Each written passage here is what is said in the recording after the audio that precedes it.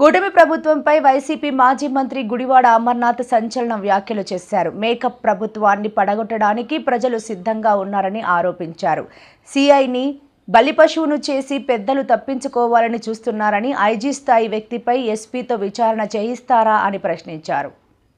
ఏమైపోతుంది అనేటువంటి అనుమానాలు ఈరోజు రాష్ట్రంలో ప్రజలందరూ కూడా కలుగుతూ ఉన్నాయి. దానికి గడిచినటువంటి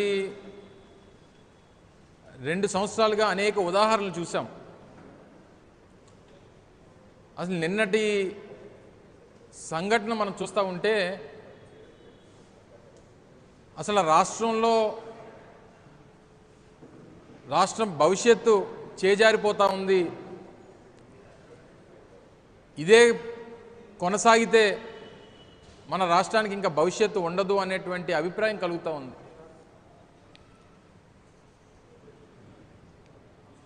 గాదే సాయి కృష్ణ అనేటువంటి 23 ఏళ్ల యువకుడిని మే 9వ తారీఖున వారి తల్లిని పిలిచి తాను ఎక్కడున్నాడో కనుక్కొని 10వ తారీఖున కృష్ణలంక పోలీస్ వారి కస్టడీలోకి తీసుకొని తల్లిని అనేక మార్లు స్టేషన్కి పిలిపించి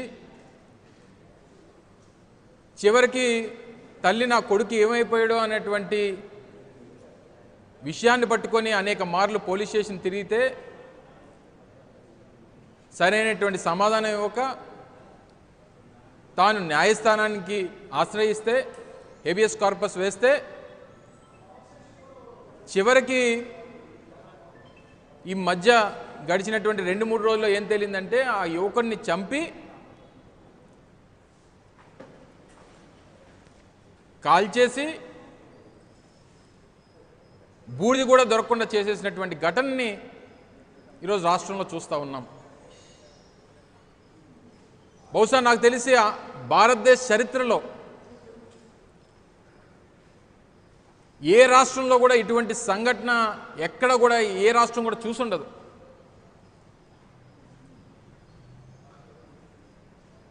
ఈ 79 సంవత్సరాల స్వతంత్ర భారతదేశంలో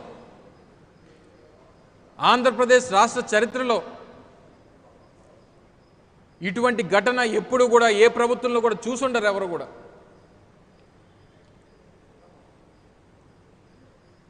ఈ పరిస్థితుల్లో ఈరోజు రాష్ట్రం ఉంది అని అనడానికి వినడానికి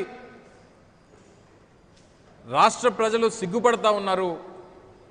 ఇటువంటి ప్రభుత్వాన్ని అధికారంలో తీసుకొచ్చినందుకు, ఇంత చేతకాని ప్రభుత్వాన్ని అధికారంలో కూర్చోబెట్టినందుకు, మొదట్లోనే వారు అధికారంలోకి వచ్చినటువంటి కొత్తలోనే అనుకున్నాం, ఏ రోజైతే ముఖ్యమంత్రి కొడుకు రోడ్ల మీదకి వచ్చి ఈ రాష్ట్రంలో ఇంకా అంబేద్కర్ గారి రాజ్యాంగం నడవదు, కేవలం రెడ్ బుక్ రాజ్యాంగం మాత్రమే నడుస్తుంది, దానికి రాష్ట్ర ప్రజలందరూ కూడా సిద్ధపడి ఉండాల్సిందే అని చెప్పి ఏ రోజైతే ముఖ్యమంత్రి కొడుకు చెప్పాడో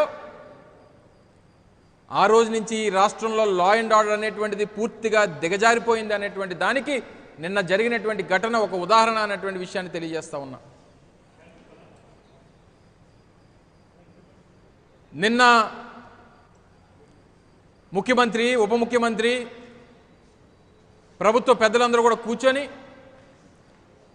దీని మీద ముఖ్యమంత్రి గారు ఏమా సీరియస్గా ఉన్నారనేటువంటి ఒక కలరింగ్ ఇచ్చి మొదట్లో సీఐని వీఆర్ అన్నారు, నిన్న సస్పెండ్ అన్నారు, ఈరోజు తెల్లవారు చూస్తే ఆ కృష్ణలంక సీఐ మీద మర్డర్ కేసు పెట్టారు. అంటే ప్రభుత్వం ఆ వ్యక్తిని, సాయి కృష్ణ అనేటువంటి వ్యక్తిని చంపేశాం అనేటువంటి దాన్ని ఈరోజు పెట్టినటువంటి ఎఫ్ఐఆర్తో నిర్ధారించారు. కోర్టులో ఏం చెప్పారు? 29వ తారీఖు కల్లా కోర్టు ఆ వ్యక్తిని హాజరుపరచమంటే దాని మీద ఎంక్వైరీ చేస్తున్నామని చెప్పి కొన్ని రోజులు కొన్ని రోజులేమో ఆ కుర్రవాడిని తీసుకొని వచ్చాం, ఎంక్వైరీ చేశాం, విడిచిపెట్టేశామని చెప్పి కొన్ని రోజులు.